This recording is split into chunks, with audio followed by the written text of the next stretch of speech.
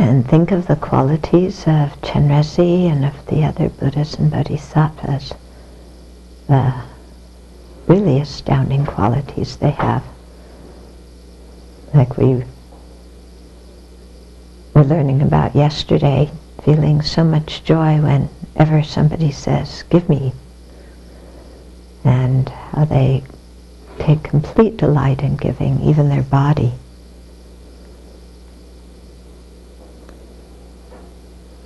And think, wow, it must be wonderful to have such a free heart that you can do that and feel that way. And so let's aspire to ourselves, aspire for ourselves to be able to do that one day. And so have the strong intention to become like Chenrezig, to practice the path, to create the causes, to transform our mind, so that we too can have those same magnificent qualities as the Buddhas and Bodhisattvas. And especially to have their compassion for sentient beings.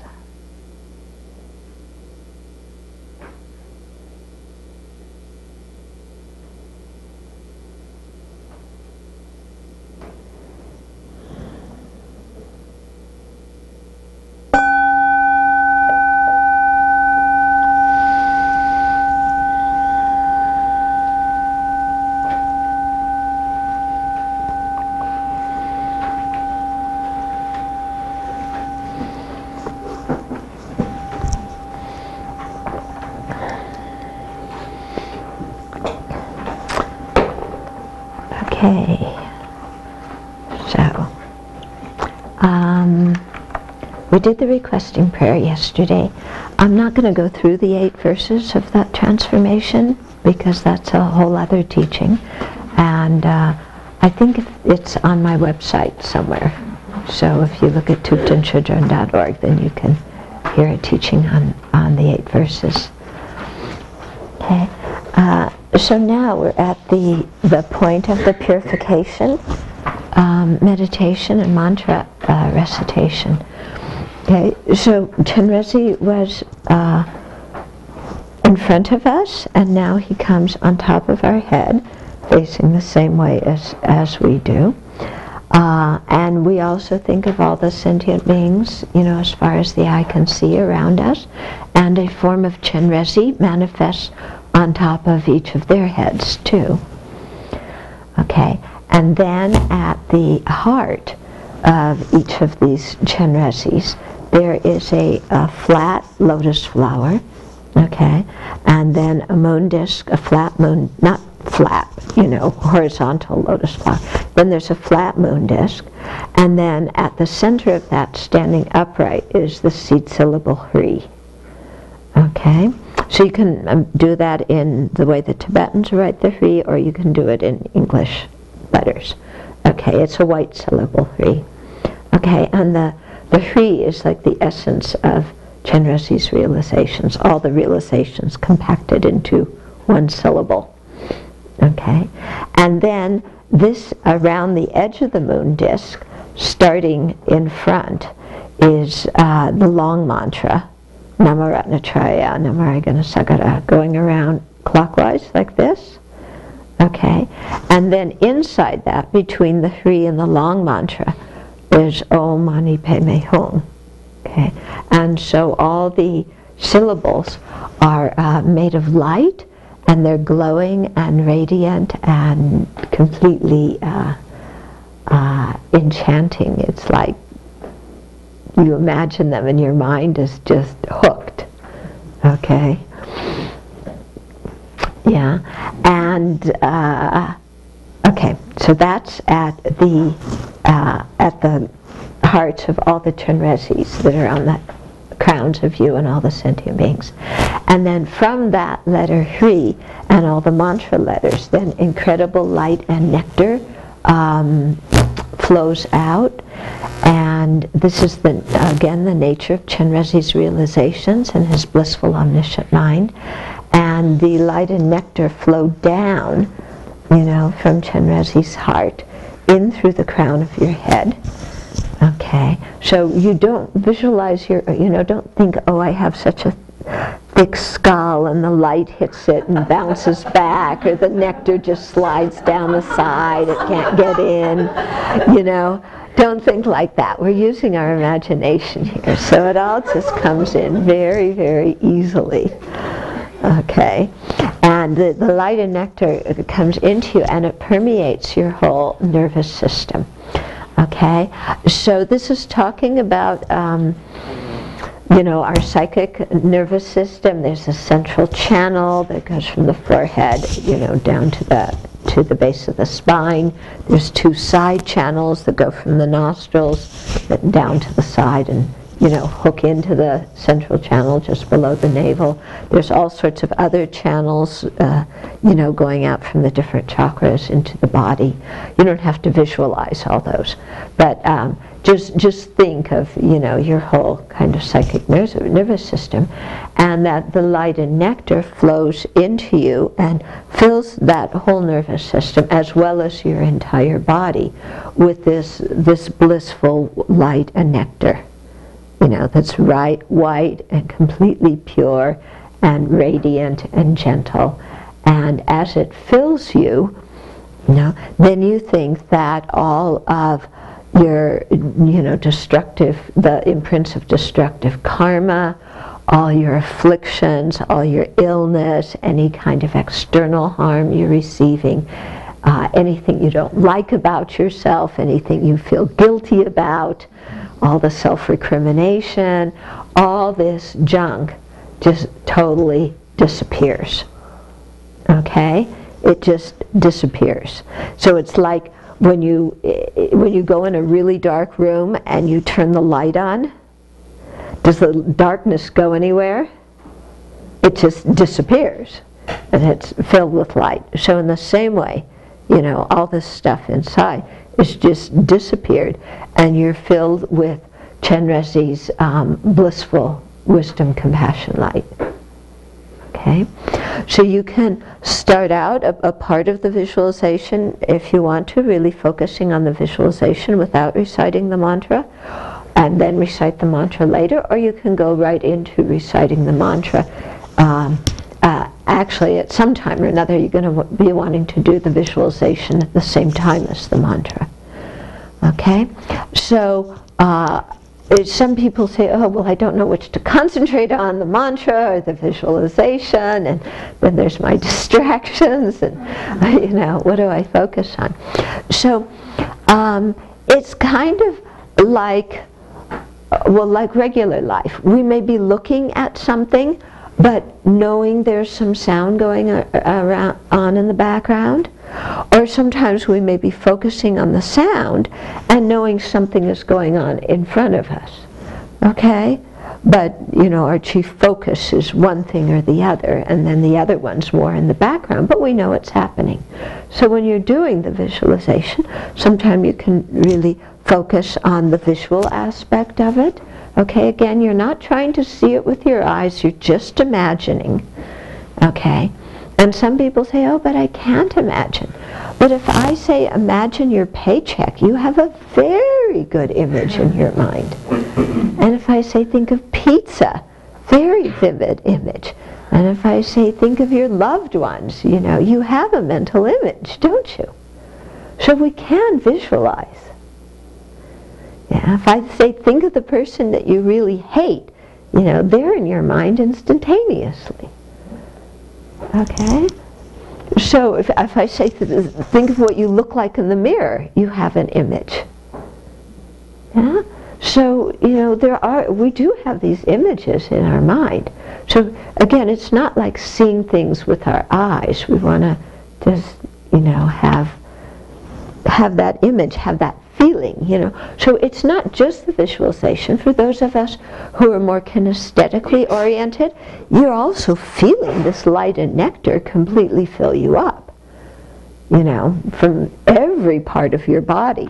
So, you know, it becomes actually a practice of mindfulness of the body, because you're mindful of your body, except now it's filled with blissful wisdom light, and you aren't focusing on your internal organs and, you know, their decrepitude and their foulness and, you know, the pain and things like that, you know, but your body's completely filled with this blissful light, and you're very aware of that. Yeah? And then, so you have the visual aspect, you have the kinesthetic aspect, you have the auditory aspect because you're saying the mantra, and so at different times you can emphasize different ones of these different aspects according to kind of what you feel like at that particular time. And sometimes you might concentrate more on yourself being pure, and other times you may really think of other sentient beings being purified in this way. Okay? And so then you have, you know, the Taliban, and you have Al-Qaeda, and you have the U.S. government, and you have the narcos in Mexico, and you have the Mexican government, and you have, you know, all these sentient beings who have Chenrezig on their head who are getting purified. You know? Or you think of all the people in Somalia, or all the people who are in prison, or all the people who are in nursing homes, or all the people in hospitals, or, you know, I mean, there's such a variety of sentient beings. And, you know, if there's somebody in your life right now who really needs some help, then you imagine that person with Chenrezig on their head, and the light and nectar flowing into them, purifying them, you know, ceasing all of their pain, all of the negative karma that causes whatever is disturbing them at that time. Okay? So you really, when you're doing the visualization, you make it very rich. You know, you bring in your own personal life and make this part of the meditation very personal. Okay? And so, you know, you can think of different people you know, or different people, groups of people that you feel a connection with, that you really want to be purified and to receive, you know, all Chenrezig's realizations. Or you think of different negativities that you've committed in the past that you really want to let go of, or different habits you have that you really want to put down, or different grudges that you've been holding that, you know, you're tired of holding these grudges. Okay, or jealousy you've been holding, you're tired of it. Okay? And so focus on things that are very personal to you, that are very meaningful to you. And imagine that as this blissful wisdom light, you know, is flowing through you, that all those things are resolved, you know, and that you're able to put them down. Okay? So the light, you know, has one aspect of doing purification, and it also has another aspect where you can think that all the Buddha's realizations are flowing into you. Okay? So you think, oh, now Chenrezig's compassion is coming into me. What does it feel like to be Chenrezig? Or Chenrezig's wisdom is coming up into me. What does it feel like? You know, to be able to see the ultimate nature. And what does it feel like to have the wisdom that knows exactly how to help sentient beings at any particular time? Okay? So, you know, we think of the qualities of the Buddha, and we're getting those qualities, and imagine having them. Okay? So instead of staying stuck in our, what Lama Yeshe used to call poor quality self-image, okay, instead of staying stuck in that, oh, I'm just me, you know, I have all these hang-ups, all these neuroses, you know, because my childhood was so screwed up, and I didn't get the education I wanted, you know, and then I didn't get the job I wanted, and my relationship fell apart, and, you know, my life's just, you know, that kind of self-image? You know that one? Yeah. Think I'll go self-medicate. Let's see. Is it drugs? Is it alcohol? Is it TV? Is it shopping? Is it sex? Is it gambling? Is it reading mystery novels? How am I going to self-medicate today? with all of our legal and illegal means of trying to relieve the internal pain. Okay? So you just drop all of that. You know, sometimes it takes us a while to even recognize how much we're hanging on to something, because we're so convinced it's real that we aren't even aware that we're hanging on to it and conceiving that that's who we are, because we're so sure it's who we are. Okay?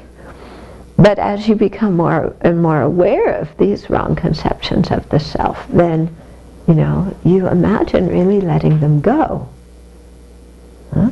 And becoming like Chenrezig, having Chenrezig's mind. Yeah?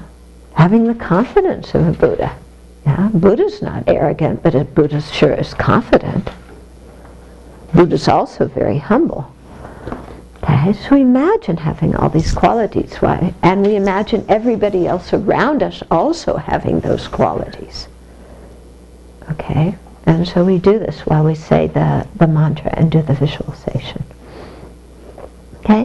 The people who have the full Chenrezig Wang, the 2-day empowerment, then you can do the self-generation at this point, the 6 deity self-generation.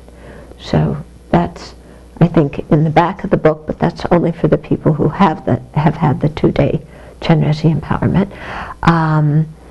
And the teachings in Cultivating a Compassionate Heart explain how to do that. I haven't gotten into that in this retreat.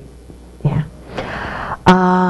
Okay, so then after you've said the mantra and done the purification and the receiving of qualities, then you stop, and then you generate your strong motivation. Okay?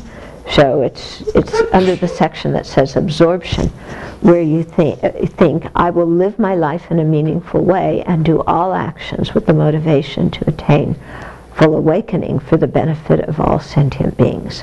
So you think like that, you generate that very strong intention. It's like, now I'm purified of all of that. Let's really imprint in my mind what is most important. Okay? And then because you have such a noble intention, then Chenrezig is very happy with you and smiles at you even more than before. Okay? So in a way, you know, this, you know, some of the self-help books talk about, what is it, positive statements? What's it? Affirmations. Affirmations, that's the word. Yeah. So this is kind of like one of them. Yeah. And instead of, you know, I will attract the most handsome guy in the world, it's, you know, I'm going to live my life in a meaningful way for sentient beings. Okay. It's a very positive aspiration. Okay, so Chenrezig's very happy. So then he melts into light, just automatically melts into light. And then that ball of light, you know, comes in through the crown of your head and descends through the center of your body and then comes into your heart. Okay? And at that time you really focus again on thinking that my mind is now the nature of great compassion, loving kindness, and bodhicitta. So you really have to think, well, what would it be like to feel like that? You know, to have such a peaceful mind, an internally peaceful mind, and yet be so acutely aware of others' you know, situation, and have this unwavering compassion that wants to help them, and be totally optimistic that they can be helped, and have so much love and affection for them that whenever I see any sentient being at all, my heart just fills with delight. Yeah, so you imagine feeling that way, you know, think of how the Buddhists must feel. Okay, so you spend some time feeling that way, and then you also spend some time thinking that now your body is completely, you know, you focus again on it being filled with light, and that the whole body becomes completely clean, clear, you know, like crystal or like glass, like something, you know, not the hardness of glass or crystal, but the complete clarity You know, that there's nothing solid in your body. Yeah. So all those aches and pains, they're gone. Okay. There's just light there that takes in the form of your body. Okay. So you focus on that for a while. And then you think that the Chenrezig's that are on the heads of all the sentient beings around you, you know, that all those Chenrezig's melt into light and dissolve into those sentient beings, you know, and that those sentient beings too feel, you know, that their minds and hearts have merged with Chenrezig, and that their bodies too become very clean and clear like crystal.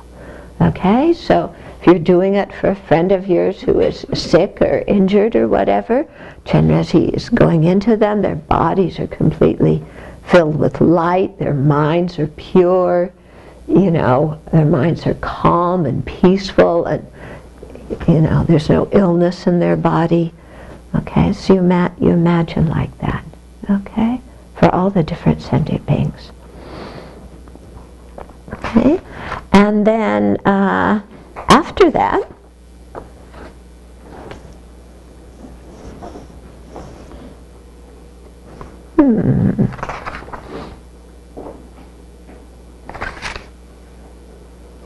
after that you dedicate. Okay.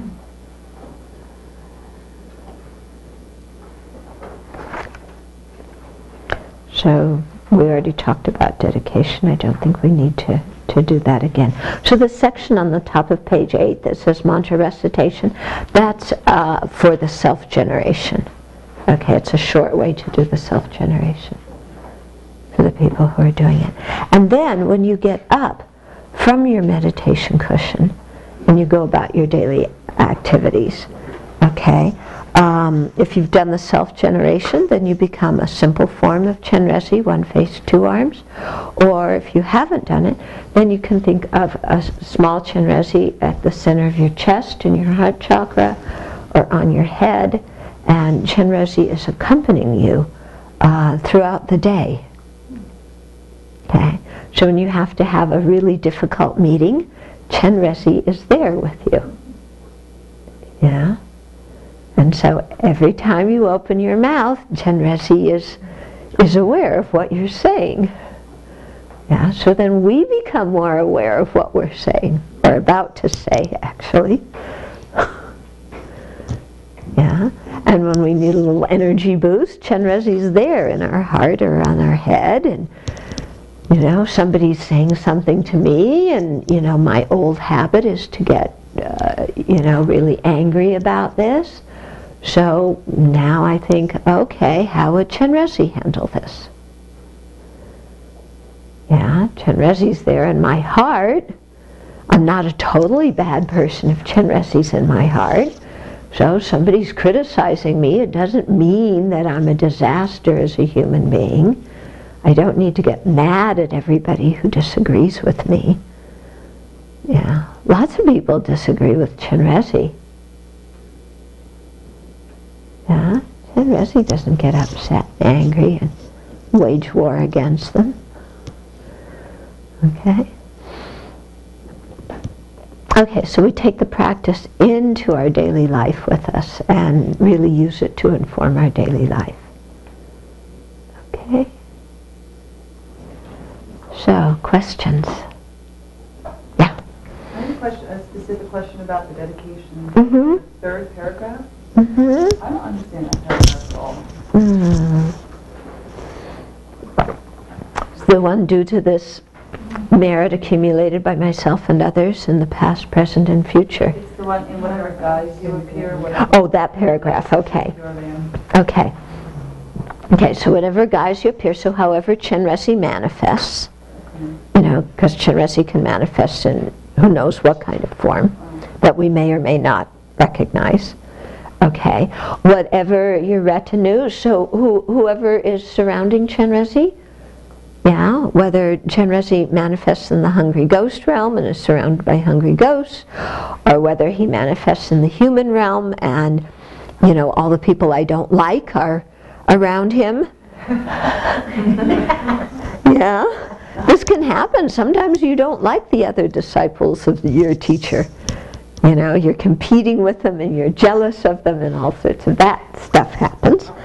Okay, so whoever's in the retinue of Chenrezig, whatever your lifespan, so however Chenrezig has, however long he has that manifestation, whatever pure land, I mean usually in Sukhavati, but maybe if Chenrezig's in another pure land, okay, whatever name Chenrezig has, okay, so may I and all others attain only these. May we follow Chenrezig, may we become like Chenrezig, may we be able to manifest all these different forms and names and pure lands and retinues and so on, just like Chenrezig. Okay? Very broad. Yeah. However you will meet Chenrezig. Yes. Okay.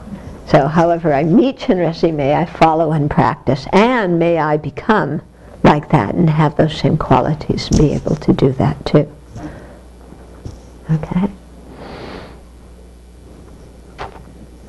Other questions? Uh-huh. If there's someone that that you want to bring Chenrezig to, and you visualize that person, and then the Chenrezig and bring it down through them. Yeah, well, first Chenrezig's on their head, and the light and nectar is coming, and then at the absorption, then Chenrezig melts into a ball of light and then descends and comes and rests at their heart. Okay. Mm-hmm. So I know I'm not supposed to visualize myself as the deity because I haven't had those empowerments, but sometimes when I'm stuck in a pattern of seeing somebody else in a negative way, I sometimes sort of try to view them as the deity to remind myself. Is that appropriate? Yeah, I think that's fine. Okay. You know? You just, because what you're doing is reminding yourself they have the Buddha nature. Yeah, when you think this person is Chenrezig, well, yeah, they have the Buddha nature, they have the possibility to become Chenrezig. Okay? Is that making some sense to you? Yeah. Is that what you're asking? Okay. Yeah? When do you give the Chenrezig empowerment? I've had the empowerment, but I think there's a piece of it missing. It did take 2 days. Okay. Okay. There's, usually it takes 2 days. Every once in a while they scrunch it into 1 day. But there's two kinds of things. One is an actual empowerment. The Tibetan word is wang, and one is a permission, and that the Tibetan term is jainang. So the wang is usually a 2-day thing. They give you kusu grass, and they give you the red cord and that kind of stuff. Okay, on the first day, and then the second day you take the actual empowerment. And that empowers you to do the, the self-generation. The jainang is where you're receiving the blessings of Chenrezig's body, speech, and mind. Okay, and that's a shorter ceremony, and that's, done,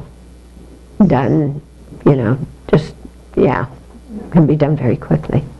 I think that's one that I've had, but you say they give it. Who's they? Oh, the lamas. Yeah, I mean, you have a lama who is giving the empowerment, and you're there and you make the request and you make the mandala offering and you take the bodhisattva vows, and then they lead you in this whole meditation that you do of how you visualize things, and you follow that, and then that's the process of receiving the empowerment. And normally then you have the bodhisattva vow before you have the empowerment? Yeah, or you take the bodhisattva vow at the time of the empowerment. What happens a lot in the West now is that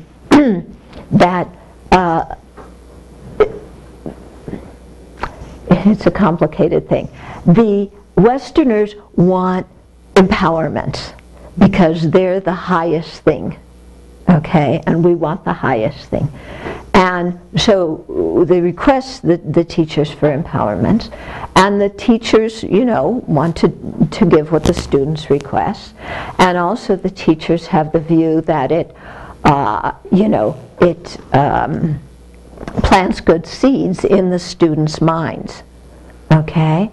And so they'll give the ceremony, but how much of it is translated depends on each teacher. How much the student is prepared and knows how to think when they're taking an empowerment is going to vary greatly depending upon the individual student. So lots of times empowerments are just kind of given like, well, this is Friday night, and Lama's giving the empowerment, and it's a good opportunity, and everybody come because it's a blessing. Yeah, but then how much people really understand from it, and how much they followed the ceremony and know what they're doing, then that's who knows. Okay? Yeah? So, yeah. We don't have any of those in Dayton. Those lamas, we don't have any. Uh-huh. Yeah. Well, yeah, then. Where are they? Huh? Well, you have to go to where they are, too. That's too scary. Yeah. Any other questions? Yeah. I think, if I heard him right, I think in Washington, His Holiness said that you should take these empowerments over and over and over again because you miss so much. I know I missed so much the first time, and you're confused, and it's all new, and it just sounds weird. And he says every time you take it, it goes a little bit deeper, and you understand more. Right, that's what I was saying yesterday about taking the teachings again and again. So it goes for the empowerment as well. Because at the beginning, we don't know what in the world's going on. And then some teachers will explain things very thoroughly, and explain the visualization thoroughly, and the meaning thoroughly, and how you should meditate thoroughly. And other teachers will just do it very quickly in Tibetan. And some other teachers will do it some way in between. And then some people, you have people who they're brand new to Dharma. I mean, they don't even hardly know anything. But their friends say, well, come along to an initiation. And they do, and they sit there, and you drink some water and get hit on the head with a vase, and and the Lama, sitting up there, high throne, lots of brocade, there's a bell and a drum, and and saying things in Tibetan, and so you figure the least I understand, the holier it is. Yeah.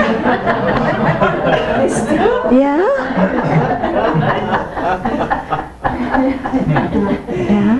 And when I go to Malaysia, some people tell me that I'm like the only person in the Tibetan tradition that teaches the Dharma. Most of them come and do pujas and do initiations. And that's what a lot of the people there want. It's kind of like,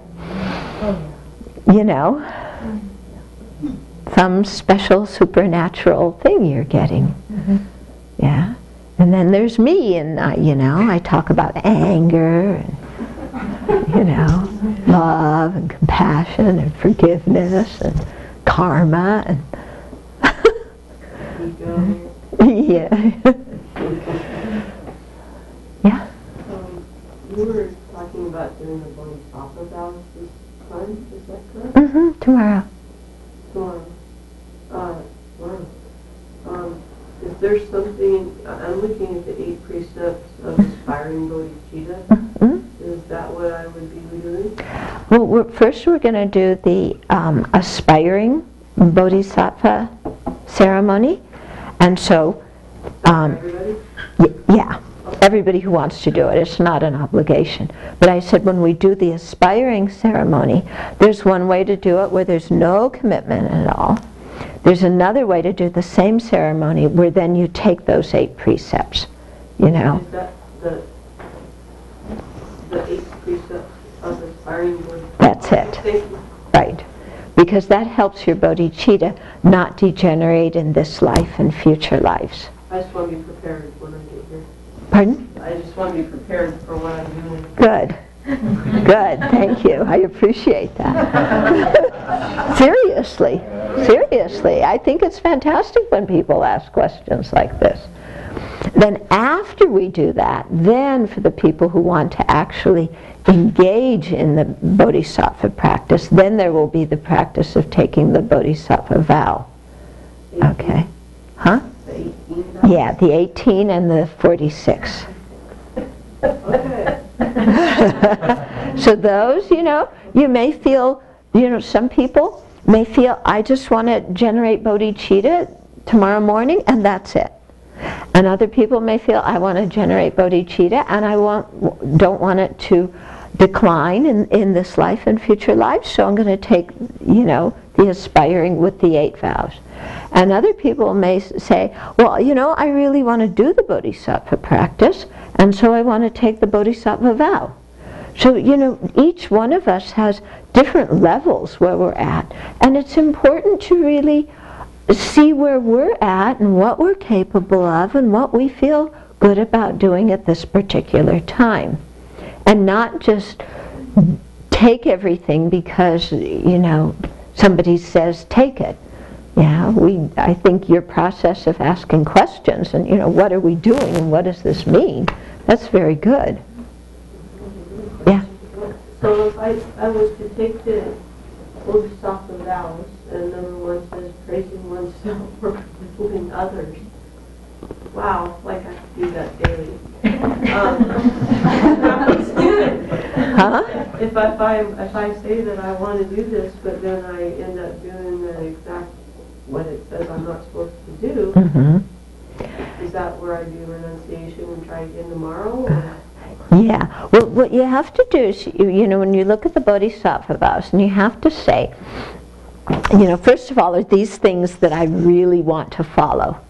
And if I really want to follow them, am I capable of doing it fairly well now? Not perfectly, because if I could do it perfectly, I wouldn't need to take them. Okay. But do I have some confidence that I could keep them fairly well, and they make sense to me, and this is a way that I want to be in the world? Okay, so you ask yourself that question. And some people may say, I really want to be that way in the world, but I just don't feel ready yet to promise to do that.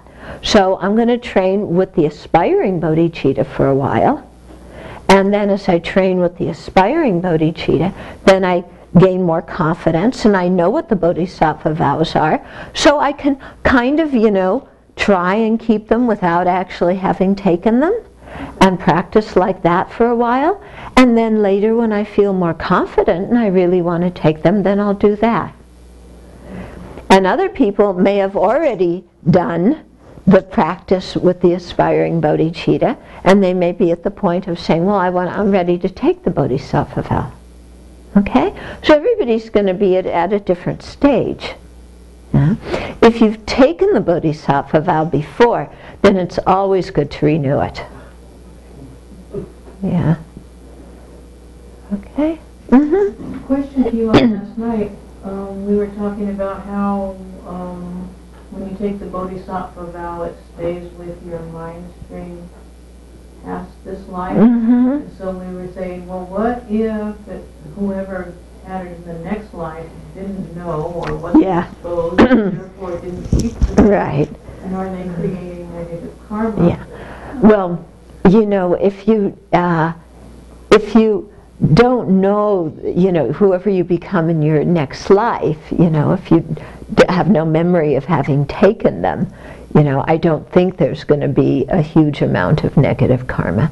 But what it might do, and hopefully will do, is you have that imprint of having great regard for the bodhisattva practice. And so then when you, hear about some Mahayana teachings, or you hear about the bodhisattva practice, you're attracted to it. And then in your future life, you go again, and then you take the bodhisattva vow again and renew it. That's so cool. Isn't that cool? Yeah? I mean, it's a form of future life insurance. Yeah? You know? And the life insurance we buy for this life. Come, come, go, go. Yeah. What is that called, that type of word, oxymoron? Yeah.